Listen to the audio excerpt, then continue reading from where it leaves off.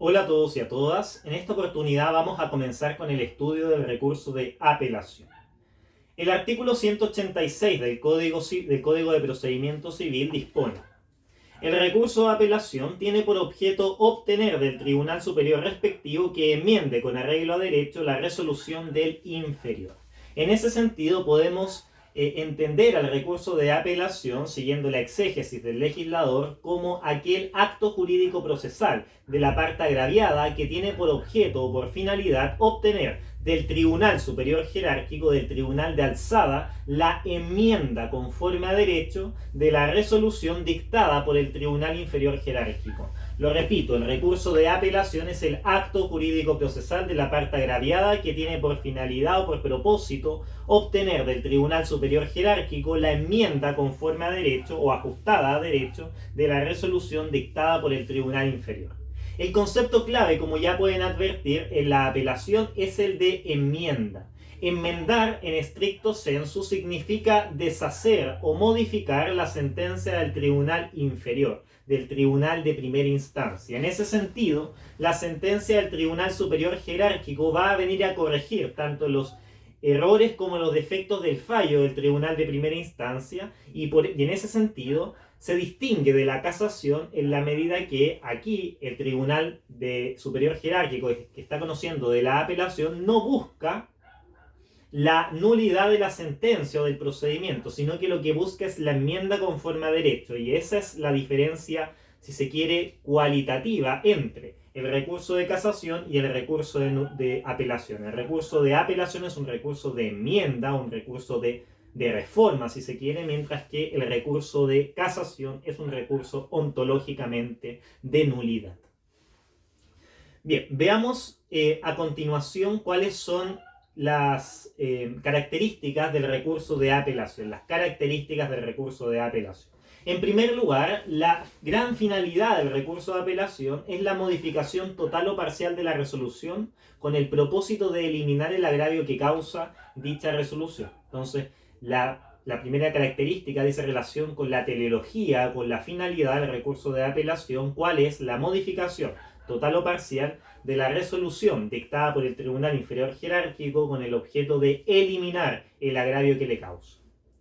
En segundo lugar, se trata de un recurso ordinario. El recurso de apelación es un recurso ordinario en la medida que procede en contra de la generalidad de las resoluciones judiciales y no se requiere más requisitos que el simple agravio. Con el agravio basta para poder recurrir por medio de la apelación. En tercer lugar, el recurso de apelación emana de las facultades jurisdiccionales de los tribunales. El recurso de apelación emana de las facultades jurisdiccionales de los tribunales. En tercer lugar, el recurso de apelación se interpone ante el mismo tribunal que dictó la resolución y resuelve el Tribunal Superior Jerárquico.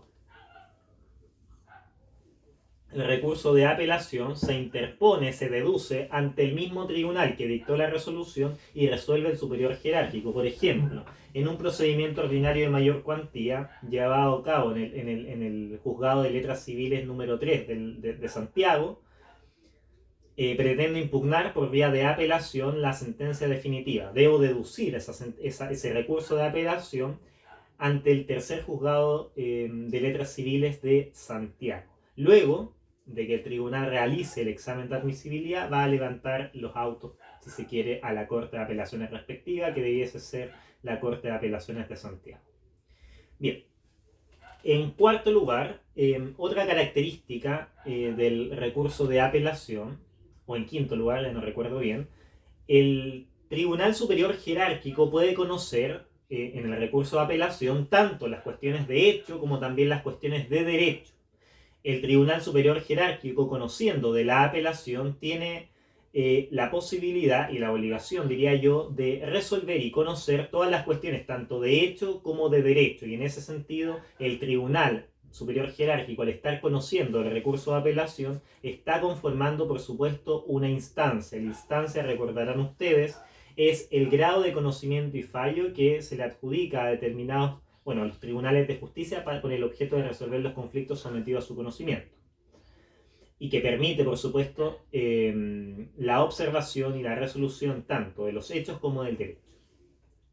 Bien, en sexto lugar, el legislador, tratándose del recurso de apelación, no señala causales específicas de procedencia, por lo que solamente se requiere el requisito común de todo recurso, cuál es el agravio, y en ese sentido el recurso de apelación es un recurso de simple agravio, no es un recurso extraordinario que procede respecto de determinadas resoluciones y bajo causales de procedencia estricta, sino que por el contrario basta con el simple agravio.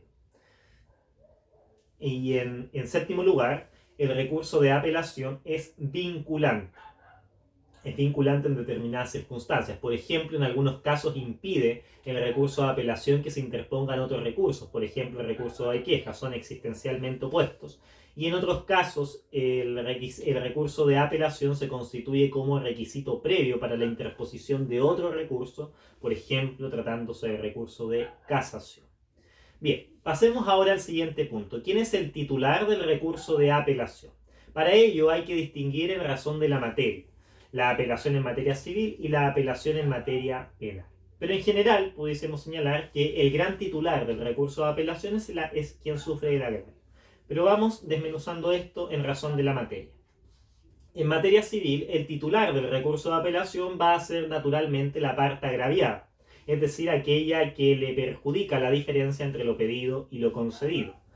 Entonces la parte agraviada, tratándose del recurso de apelación, va a pasar a ser un legitimado y puede ser tanto una parte como también un tercero.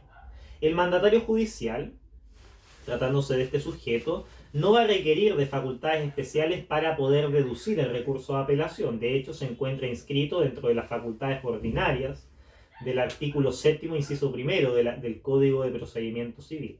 Pero la pregunta que surge, y más relevante aún que la anterior, es si las partes pueden o no renunciar a la apelación. Y por supuesto que sí, pueden renunciar a la apelación porque se trata de una facultad procesal.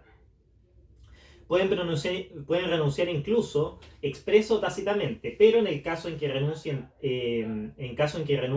expresamente, van a requerir necesariamente de una facultad especial, dado que no se encuentra consagrada dentro de las facultades ordinarias que concede el mandato judicial del artículo 7º, inciso primero, sino que por el contrario se trata de una facultad especial o accidental del mandato y por lo tanto requiere de una expresa autorización por parte del mandante.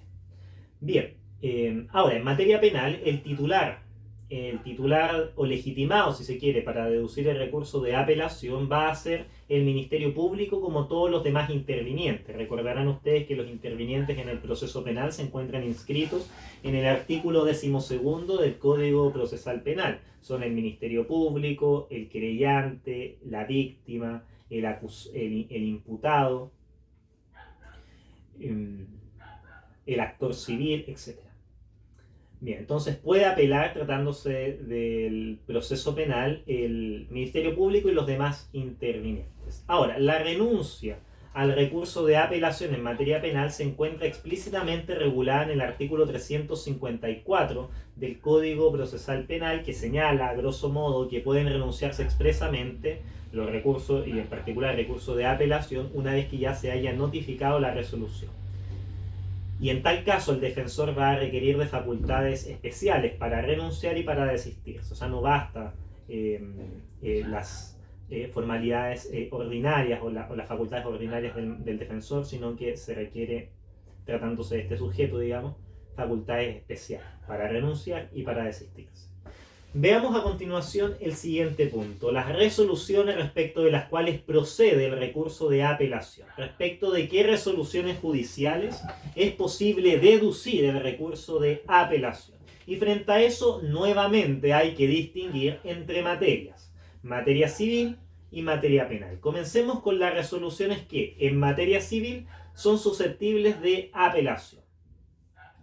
En materia civil, el recurso de apelación procede en contra, fíjense, de las sentencias definitivas y las sentencias interlocutorias de primera instancia. La regla general es que en materia civil proceda el recurso de apelación tratándose de sentencias definitivas como sentencias interlocutorias de primera instancia. Ambas deben encontrarse en primera instancia, tanto la sentencia definitiva como la sentencia interlocutoria.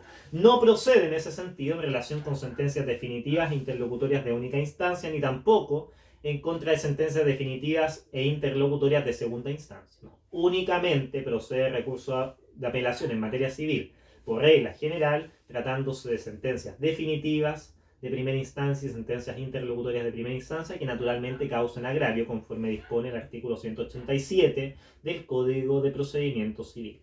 Ahora bien, los autos y decretos, por regla general, no son apelables. Los autos y decretos, por regla general, en atención a su naturaleza jurídica, no son apelables. Sin embargo, por excepción, los autos y decretos pueden ser apelables, pero siempre en subsidio de la reposición. Entonces, fíjense, por excepción, los autos y decretos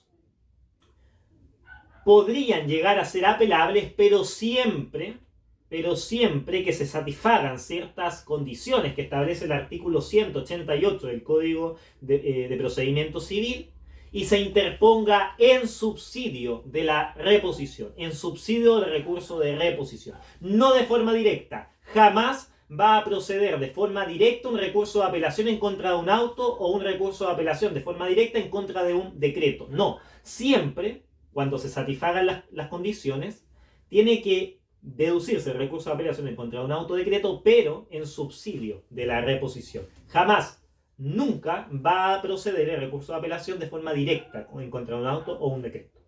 Bien, veamos ahora cuáles son las condiciones que han de satisfacerse para que un auto o decreto sea excepcionalmente apelable. Esto lo señala el artículo 188 del Código de Procedimiento Civil, que señala: los autos y decretos no son apelables cuando ordenen trámites esenciales para la sustanciación regular del juicio, pero son apelables cuando alteran dicha sustanciación o recaen sobre trámites que no están expresamente ordenados por la ley. Esta apelación solo podrá interponerse con el carácter de subsidiaria de la solicitud de reposición y para el caso en que ésta no sea acogida. Entonces, las únicas hipótesis en donde es posible deducir apelación en subsidio de la reposición en contra de una resolución que tenga la naturaleza jurídica de auto o decreto son cuando se satisfagan las siguientes condiciones. En primer lugar, cuando el auto o decreto altere la sustanciación del procedimiento. En primer lugar, procede la apelación en subsidio de la reposición en contra de un auto o decreto cuando altere la sustanciación o, si se quiere, la tramitación normal del procedimiento. Por ejemplo, en un juicio ordinario, el tribunal dicta una resolución que cita audiencia de contestación. Naturalmente, en el juicio ordinario no está contemplado, en el juicio ordinario civil de mayor cuantía, el del libro segundo del Código de Procedimiento Civil, no está contemplada la existencia de una audiencia de contestación. Y en ese sentido, cuando el tribunal, supongamos, en un caso hipotético, cita a las partes, repito, en un juicio ordinario civil de mayor cuantía, a una audiencia de contestación, naturalmente dicha audiencia está alterando la sustanciación del procedimiento y por lo tanto, en primer lugar, la parte agraviada va a poder deducir una reposición y en subsidio la apelación. En primer lugar la reposición y en subsidio la apelación. Bien, esa sería entonces la primera causal de procedencia del recurso de apelación en subsidio de la reposición en contra de un autodecreto. Que lo repito, es cuando el autodecreto altere la sustanciación del procedimiento. Y en segundo lugar, también procede la apelación en subsidio de la reposición en contra de un auto o decreto cuando el auto o decreto recae sobre algún trámite que no está expresamente ordenado por la ley. En segundo lugar, repito, también es posible deducir la apelación en subsidio de la reposición en contra de un auto o decreto cuando el auto o decreto recaiga sobre trámites que no están expresamente ordenados por la ley. Por ejemplo, en el procedimiento ejecutivo, es decir, aquel procedimiento de apremio que tiene por objeto hacer cumplir coercitivamente una obligación que consta en un título ejecutivo, una obligación indubitada que consta en un título ejecutivo, el tribunal civil competente hace un llamado a conciliación. En el juicio ejecutivo, naturalmente, como ustedes bien saben, no procede la la conciliación, no hay nada que conciliar, porque lo que se está disputando no es un derecho controvertido, sino que lo que se está disputando es el pago coercitivo de una obligación que ya consta fehacientemente en un título auténtico al cual la ley le entrega el mérito ejecutivo. En ese sentido, el juicio ejecutivo no contempla el trámites de llamados a conciliación. No es procedente la conciliación en los procedimientos ejecutivos. Pero si el juez, de forma activista, hace un llamado a conciliación en un procedimiento ejecutivo, naturalmente vamos a estar en esta hipótesis. ¿Por qué? Porque a través de un auto o un decreto en particular, hace el llamado a una audiencia de conciliación. En ese caso, naturalmente, la parte agraviada, que por regla general sería naturalmente el ejecutante, puede deducir en primer lugar una reposición y en subsidio una apelación. Bien, eso entonces por cuanto a las resoluciones respecto de las cuales procede la apelación en materia civil. Regla general, sentencias definitivas e interlocutorias de primera instancia. Por excepción, autos y decretos, siempre en subsidio de la reposición, cuando estos alteren la normal sustanciación del procedimiento o bien cuando recaiga sobre trámites que no están expresamente ordenados por la ley. Bien, preguntémonos ahora respecto de qué resoluciones procede la apelación, pero en materia penal. El recurso de apelación, habría que comenzar señalando que dentro del nuevo proceso penal, es decir, aquel instaurado tras la reforma de comienzos de siglo, adquiere el carácter de excepcional, es decir, la apelación no tiene un carácter general ni genérico dentro del procedimiento penal, sin perjuicio de que se reconoce, pero más bien limitado. Bien, en materia penal, conforme dispone el artículo 370 del Código Procesal Penal, el recurso de apelación procede en contra de las resoluciones dictadas por el juez de garantía y únicamente en las siguientes situaciones. En primer lugar, cuando la resolución del juzgado de garantía ponga término al procedimiento, hiciere imposible su prosecución o suspenda el procedimiento por más de 30 días. Entonces, la primera hipótesis en donde procede la apelación en relación con una resolución dictada por el juez de garantía es cuando el juez de garantía, mediante alguna resolución, pone término al procedimiento, hace imposible su prosecución o continuación, o bien suspenda el procedimiento por más de 30 días. En esos casos procede la apelación, pero únicamente, repito, respecto de resoluciones dictadas por el juez de garantía. Bien, la segunda hipótesis es cuando la ley expresamente señale la procedencia del recurso de apelación en materia penal. La segunda hipótesis es cuando la ley expresamente señale que el recurso de apelación es procedente. Esto también únicamente tratándose de resoluciones dictadas por el juez de garantía. No procede jamás la apelación tratándose de resoluciones dictadas por el Tribunal de Juicio Oral en lo penal. Todas las resoluciones dictadas por el Tribunal de Juicio Oral en lo penal son inapelables. Bien, entonces la segunda hipótesis, repito, es que procede la apelación tratándose del proceso penal en relación con las resoluciones que dicta el juez de garantía y a los que la ley les reconoce expresamente la posibilidad de deducir, disculpen, el recurso de apelación. ¿Cuáles son ejemplos, de resoluciones que declaran, en donde se reconoce la posibilidad de deducir el recurso de apelación? En primer lugar, respecto de la resolución que declara la inadmisibilidad de la querella. La resolución que declara la inadmisibilidad de la querella es apelable, en función de lo que dispone el artículo 115 del Código Procesal Penal. En segundo lugar, también es apelable la resolución que decreta, mantiene o niega la prisión preventiva en audiencia. También es apelable la resolución que versa sobre la prisión preventiva, aquella que la decreta, aquella que la mantiene, o aquella que la niegue, o aquella que la alce. En tercer lugar, también procede el recurso de apelación, por expresa disposición de la ley, en relación con las resoluciones sobre las salidas alternativas al procedimiento en sentido estricto. También procede la apelación tratándose de las resoluciones judiciales sobre salidas alternativas del procedimiento en estricto sensu. Llámese suspensión condicional del procedimiento, suspensión condicional del procedimiento y acuerdos reparatorios. Bien, en cuarto lugar, también procede la apelación en materia penal por expresa disposición de la ley en relación con la resolución sobre medidas cautelares reales. La resolución que versa sobre medidas cautelares reales es apelable por expresa disposición de la ley. Artículo 158 del Código Procesal Penal. También es apelable la resolución judicial acerca del sobreseimiento. La resolución en relación con el sobreseimiento es también apelable.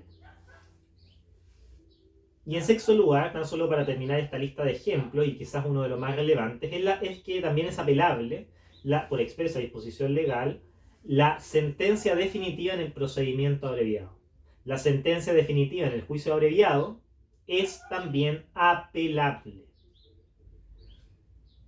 Porque respecto de la sentencia definitiva pronunciada en el juicio oral, en el procedimiento simplificado o en el procedimiento de acción penal privada, no procede la apelación, son inapelables, pero sí procede un recurso extraordinario de derecho estricto. ¿Cuál es el recurso de nulidad? El recurso de nulidad penal. Bien, vamos ahora con el siguiente punto, la inapelabilidad. Inapelabilidad. Si bien es cierto, la regla general es que las resoluciones, al menos en materia civil, sean apelables cuando se cumpla el requisito del agravio y la procedencia en función de la naturaleza jurídica. El legislador ha establecido por diversos motivos ciertas resoluciones, ciertas categorías de resoluciones respecto de las cuales no procede el recurso de apelación, y estos criterios que ha tomado el legislador para prohibir o proscribir la apelación son aquellos que pueden ver aquí en la pizarra: la cuantía, el asunto, la naturaleza jurídica de la resolución, la instancia, el tribunal que dicta la resolución, etc. Todos esos son criterios que permiten determinar cuándo una sentencia es apelable o inapelable. Bien, comencemos con el primer criterio, la cuantía. Los jueces civiles cuando conocen, mejor dicho, en única instancia, causas civiles o comerciales, digamos, cuya cuantía sea inferior a 10 unidades tributarias mensuales, no va a proceder el recurso de apelación. No se lo repito. Cuando los jueces de letras civiles conocen de materias o de causas civiles o comerciales cuya cuantía sea inferior a 10 unidades tributarias mensuales, conforme dispone el Código Orgánico de Tribunales, va a conocer en única instancia y por lo tanto no va a proceder el recurso de apelación. Eso, por ejemplo, se queda de manifiesto tratándose del juicio ordinario de mínima cuantía. El juicio ordinario de mínima cuantía es un procedimiento de única instancia. Bien, ahora, otro criterio es en razón del asunto. El legislador, en distintas materias, establece la inapelabilidad a través de normas especiales. Por ejemplo, la resolución que rechaza el recurso de reposición es expresamente inapelable por disposición legal.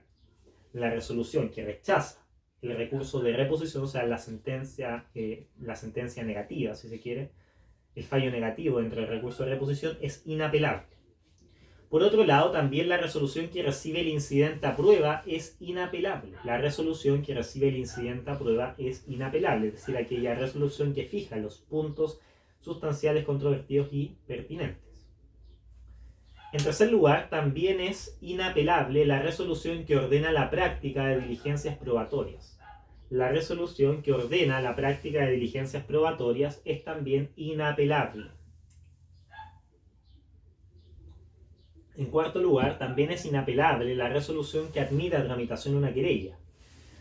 La resolución que admite a tramitación una querella es inapelable, más la resolución que inadmite o que declara inadmisible a tramitación una querella es apelable, como ya antes hemos señalado.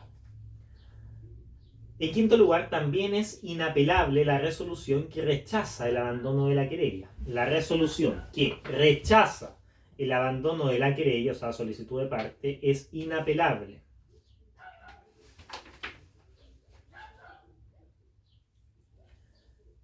También la resolución que deja para el juicio oral la resolución de excepciones. Como ustedes bien sabrán, en materia del proceso penal, en la audiencia preparatoria del juicio oral, la audiencia de preparación del juicio oral, el juez de garantía, conociendo, digamos, de las excepciones de previo y especial pronunciamiento, podría postergar la resolución de ellas, no de todas, sino que de la excepción de cosa juzgada y la excepción de extinción de la responsabilidad penal, para que no la resuelva él, sino que la resuelva el juez de fondo, digamos, que sería, digamos, el Tribunal de Juicio Oral en lo penal. Esa resolución que deja para el juicio oral la resolución de excepciones es también inapelable. Bien, ese sería entonces el segundo criterio, el asunto.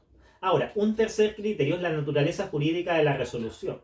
Y respecto de ello hay que señalar que van a ser inapelables tanto los autos y decretos cuando ordenen trámites necesarios para la sustanciación del pleito, conforme dispone el artículo que ya antes leí, el 188, en su parte inicial. Dice: los autos y decretos no son apelables cuando ordenen trámites necesarios para la sustanciación regular del juicio. Parte primera del artículo 188 del Código de Procedimiento Civil. O sea, en razón de la naturaleza jurídica de la resolución, hay ciertas resoluciones que son inapelables. Autos y decretos cuando ordenen trámites necesarios para la sustanciación del pleito. Ahora, otro criterio dice relación con la instancia en la cual se dicta la resolución. La instancia en la cual se dicta la resolución. Las resoluciones dictadas en segunda instancia son inapelables. Las resoluciones dictadas en segunda instancia son inapelables. Salvo, por supuesto, las resoluciones dictadas por un tribunal de segunda instancia, pero que resuelvan cuestiones relacionadas con su competencia. Así son apelables. Ahora bien, cuando la resolución fue dictada en un procedimiento de única instancia, lo mismo, va a ser inapelable. Al menos en la sentencia definitiva. Si la sentencia definitiva es de única instancia, bueno, no procede recurso de apelación. Lo mismo que sucede, por ejemplo, en la sentencia definitiva dictada por el Tribunal de Juicio Oral en lo penal, la sentencia definitiva pronunciada en procedimiento simplificado, o la sentencia definitiva pronunciada en procedimiento penal por delito, simple delito de acción penal privada, o bien la sentencia definitiva dictada por el juez de letra civil en procedimiento ordinario de mínima cuantía. Bien, esas son entonces instancias que van a condicionar el hecho de que la resolución que emana de ellas sea finalmente inapelable. Y en quinto lugar, también otro criterio que se toma a considerar para determinar que una resolución es inapelable es el tribunal que dicta la resolución. El tribunal que dicta la resolución. En ese sentido, van a ser inapelables las resoluciones dictadas por la Corte Suprema, por un lado. Son inapelables las resoluciones dictadas por la Corte Suprema, como también son inapelables las resoluciones dictadas por el Tribunal de Juicio Oral en lo penal. Las resoluciones dictadas por el Tribunal de Juicio Oral en lo penal, como también las de la Corte Suprema, son inapelables. Bien, veamos a continuación cuál es el plazo para interponer el recurso de apelación. ¿Cuál es el plazo para interponer el recurso de apelación? Bien, para ello hay que distinguir varias circunstancias. En primer lugar, la regla general. Luego, a propósito de la sentencia definitiva. A continuación, el recurso de apelación en subsidio de la reposición. Y por último, plazos especiales. Comencemos con la regla general. Y para ello hay que distinguir entre materia civil y penal. En materia civil, yo puedo apelar dentro del plazo de 5 días discontinuos desde la notificación a la parte. En materia civil puedo,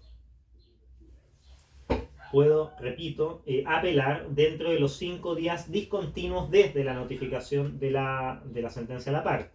En cambio, en materia penal yo puedo apelar dentro del plazo de 5 días también, pero ya no discontinuos, sino que 5 días continuos desde la notificación de la resolución impugnada.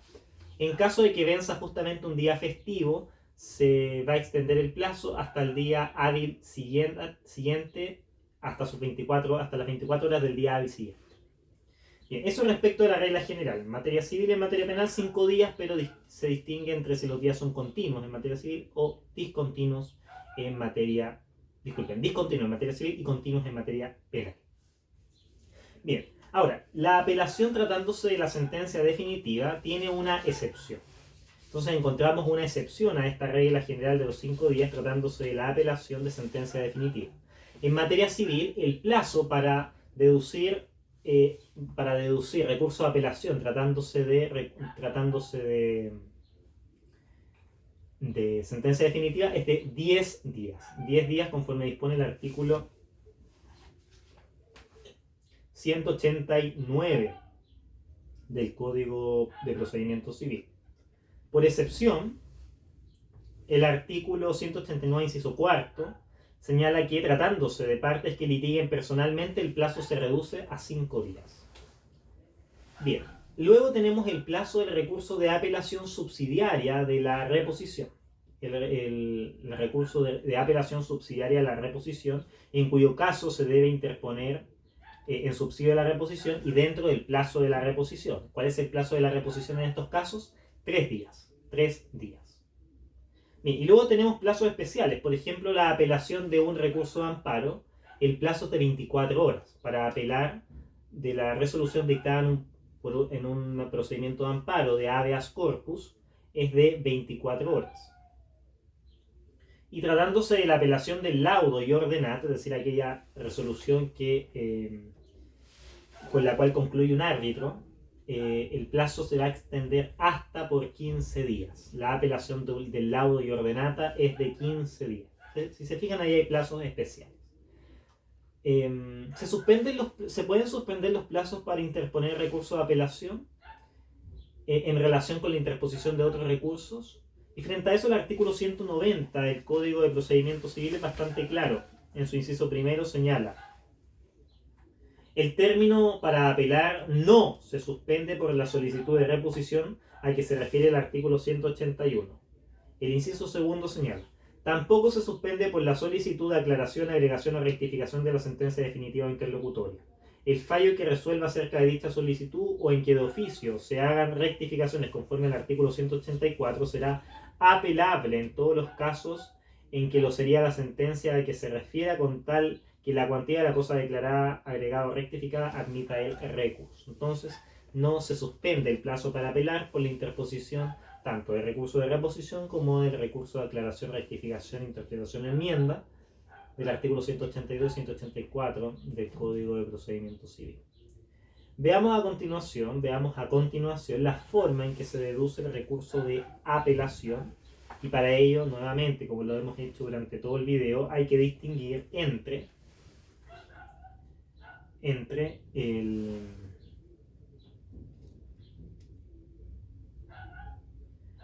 materia penal como en materia civil.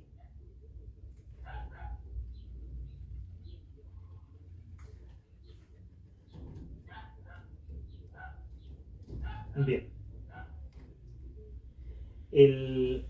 La forma de deducir el recurso en materia civil lo regula el artículo 181, inciso primero, que señala lo siguiente. Disculpen, 189, inciso primero, que señala: la apelación deberá interponerse en el término fatal de 5 días contados desde la notificación de la parte que entabla el recurso. Deberá contener los fundamentos de hecho y de derecho en que se apoya y las peticiones concretas que se formulan. Este plazo se aumentará a 10 días tratándose de sentencias definitivas. Bien, entonces lo que está señalando aquí el artículo 189, inciso primero, es que la apelación debe interponerse dentro de un determinado plazo fatal y debe contener los fundamentos de hecho y de derecho en que se apoya, como también las peticiones concretas en que se formulan. Por lo tanto, la forma de deducir el recurso de apelación en materia civil es el siguiente. En primer lugar, debe interponerse por escrito, deducirse por escrito. Sin embargo, por excepción, podría entablarse la apelación verbal, digamos, en procedimientos en donde se contemple la oralidad. En segundo lugar, el segundo gran requisito para poder deducir válidamente un recurso de apelación es que se indiquen los fundamentos de hecho y de derecho en que se funda este recurso. Se debe indicar la fundamentación de hecho o la fundamentación fáctica y jurídica del recurso. La fundamentación de hecho implica señalar circunstanciadamente, si se quiere, la forma en que la sentencia está causando el agravio, por qué básicamente se cometió el error y cómo, de haber ponderado adecuadamente los hechos, habría resuelto en algún sentido contrario, en algún sentido antitético, si se quiere, a cómo efectivamente se resolvió. Y los fundamentos de derecho, por el contrario, los fundamentos de iure, son los motivos legales que asisten al recurrente de la apelación. Son los motivos legales, las cuestiones jurídicas que subyacen, digamos, que subyacen a la decisión de apelación. Debe citarse, en ese sentido, todas las normas legales en que se funda la alegación y esta solicitud de apelación.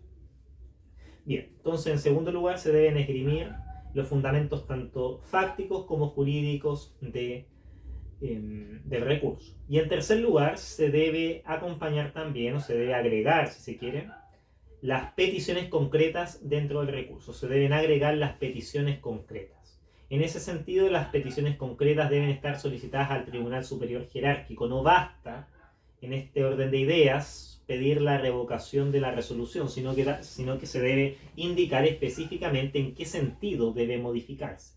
No basta con señalar modifique la sentencia conforme a derecho, sino que modifique la sentencia en tal sentido. Eso es lo que solicito. Ese es el petitum, si se quiere, del recurso de apelación.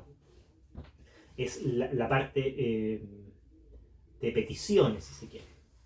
Bien, la importancia de incorporar las peticiones concretas que el recurrente solicita al tribunal de alzada, es que el tribunal de alzada va a quedar obligado a estas peticiones. El tribunal de alzada, repito, va a quedar obligado o vinculado a las peticiones. Estas peticiones deben estar relacionadas naturalmente con las peticiones, pretensiones, defensas, alegaciones o excepciones que se hayan esgrimido en primera instancia. No pueden ser peticiones descontextualizadas o desconectadas de aquellas que se formularon en primera instancia. No se parte de la base de que aquí se puede ampliar el marco objetivo del proceso. En ese sentido, el Tribunal Superior solo puede conocer de los puntos comprendidos en las peticiones concretas del recurso de apelación, y estas a su vez deben guardar una determinada sintonía o armonía con las peticiones que se formularon en primera instancia. Respecto a esta situación de las peticiones concretas pueden surgir algunas posibilidades. En primer lugar, que no se resuelvan todas las peticiones concretas por parte del tribunal de alzada, en cuyo caso estaremos en presencia de un vicio de casación, y por lo tanto luego la resolución dictada por el juez por el tribunal de alzada va a ser susceptible de casación. Y en segundo lugar, podría darse la situación de que se extienda la resolución del tribunal de alzada a materias no comprendidas en su competencia. Materias no comprendidas en su competencia, en cuyo caso estaríamos en presencia del vicio de ultrapetita. El vicio de ultrapetita, que es una causal de casación en la forma. Bien. Sin perjuicio de todo lo que acabamos de ver, que son los requisitos para poder reducir un recurso de apelación, que son por escrito, señalar fundamentos de hecho y de derecho, como también las peticiones concretas, admiten ciertas situaciones especiales. En primer lugar, la apelación subsidiaria de la reposición. Si es procedente el recurso de apelación en subsidio de la reposición, la apelación no debe contener, no requiere, no precisa, si se quiere, contener los fundamentos de hecho y de derecho, como tampoco debe contener las peticiones concretas en caso de que la reposición ya las contenga. Entonces ahí, para evitar, digamos, un doble esfuerzo ocioso, se permite que baste tan solo los fundamentos y las peticiones de un recurso para que se haga extensible al otro. En segundo lugar, otra situación especial responde a la pregunta de qué es lo que ocurre con la fundamentación y las peticiones concretas en apelaciones que son verbales, que son aquellas en donde se permite, digamos, la oralidad, o que rige el principio de la oralidad. Esto muy escasas veces se ve en la práctica, pero puede perfectamente apelarse verbalmente en aquellos procedimientos en donde se admite la oralidad, por ejemplo el procedimiento sumario en materia civil, pero debe fundamentarse someramente y contener las peticiones concretas. Lo mismo sucede en el procedimiento abreviado. El procedimiento abreviado en materia penal también se podría llegar a apelar verbalmente. Entonces, en esa circunstancia, digamos, la parte o el interviniente en su caso va a tener que deducir el recurso de apelación de forma verbal y agregar a reglón seguido los fundamentos someros en que se basa su recurso, y además contener cuáles son las peticiones concretas que finalmente estima han de ser declaradas. De todo ello se va a tener que dejar necesariamente constancia en un acta en virtud del principio de la protocolización. Bien, otra situación especial es la excepción a la obligación de fundamentar y contener peticiones concretas. O sea, no va a ser necesario expresar los fundamentos de hecho ni de derecho, ni tampoco las peticiones concretas, siempre que se trate de un procedimiento en que las partes, sin tener calidad de letrados, litiguen personalmente. Cuando se trate de procedimiento en que las partes estén litigando sin tener la calidad de abogados, de letrados, litiguen personalmente, en ese caso no va a ser necesario contener los fundamentos de hecho y de derecho, ni tampoco las peticiones concretas. Y en segundo lugar, cuando la ley faculte la interposición verbal de la apelación. En estos casos, en estos dos últimos casos, el plazo para apelar es un plazo especial de 5 días fatales, salvo disposición en contrario. Y esto aplica incluso para apelar respecto de sentencias definitivas. Veamos a continuación la forma de deducir el recurso en materia de apelación. Disculpen, en materia penal. Ya vimos la forma de deducir el recurso en materia civil y veamos a continuación ahora la forma de deducir el recurso en materia penal. El recurso de apelación en materia penal, al igual que en materia civil, debe deducirse en primer lugar por escrito, en segundo lugar indicando los fundamentos de hecho y de derecho en los cuales se funda, y en tercer lugar debe contener también las peticiones concretas. La excepción a la fundamentación del recurso de apelación en materia penal es cuando procede la apelación subsidiaria de la reposición en conformidad al artículo